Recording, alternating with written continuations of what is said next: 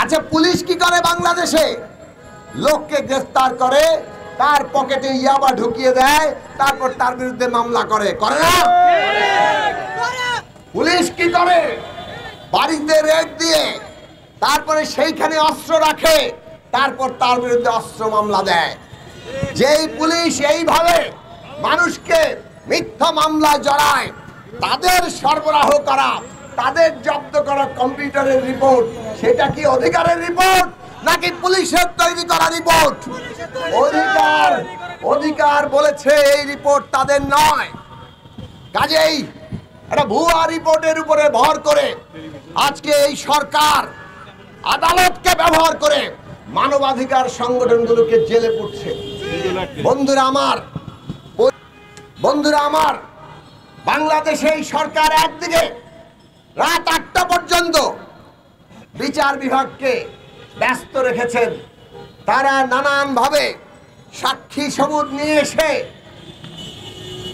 দ্রুত বিচার করে বিএনপির নেতাদেরকে একে একে জেলে পড়ার ব্যবস্থা করছেন।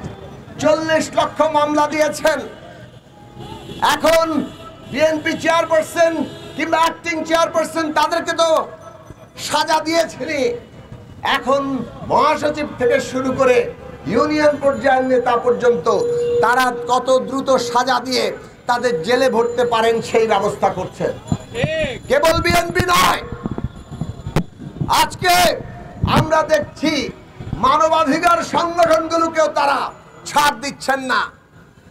আদিলুর রহমান শুভ্র এবং নাসির উদ্দিন আলম, অধিকারের দুই সংগঠক, তাদেরকে পুলিশের দেওয়া রিপোর্ট অনুযায়ী ৫৭ ধারা যেটা বাতিল করে দেওয়া হয়েছে, সেই ধারা অনুযায়ী তাদেরকে ২ বছরের কারাদণ্ড দিয়ে জেলে রাখা হয়েছে।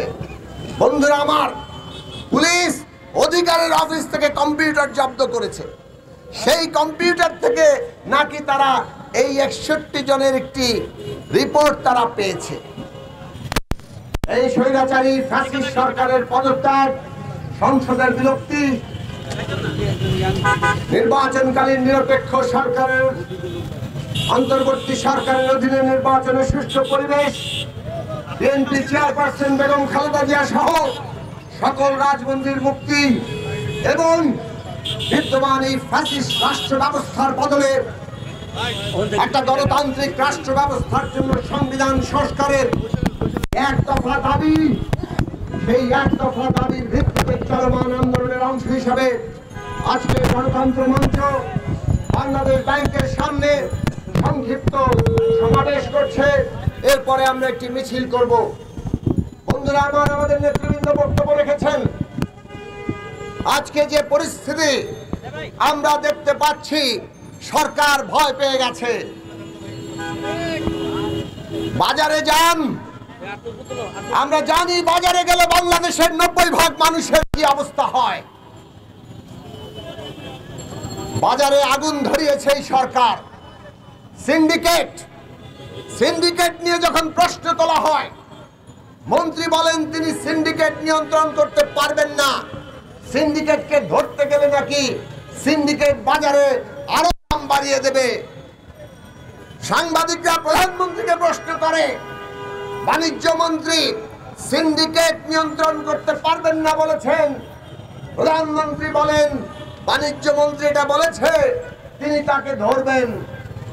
আমরা তারপরে দেখি প্রধানমন্ত্রী বাণিজ্য মন্ত্রীকে ধরেন না। প্রধানমন্ত্রী অস্বীকার করেন দেশে কোনো সিন্ডিকেট নাই।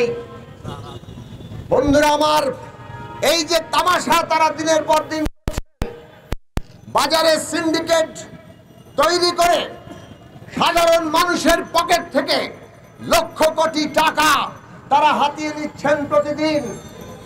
আর এইভাবে হাজার হাজার কোটি টাকা জমা করে বিদেশে পাচার করছেন। তারা এবার বুঝতে পারছেন মানুষ রাজপথে নামতে কেবল বাকি। মানুষ বিক্ষুব্ধ হয়ে উঠছে এবং তারা রাজপথে নামবে, দ্রুতই এই সরকারের পতন ঘটাবে।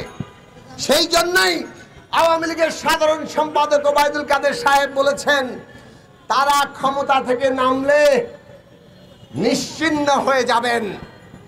এই নিশ্চিহ্ন আর ভয় তাদের পেয়ে বসেছে। আর সেই ভয় থেকেই আজকে পাগল হয়ে উন্মাদ হয়ে তারা এমন সব কাজ করছেন। বাংলাদেশের ইতিহাস কেন পৃথিবীর ইতিহাসেও সেটা দেখা যায় না।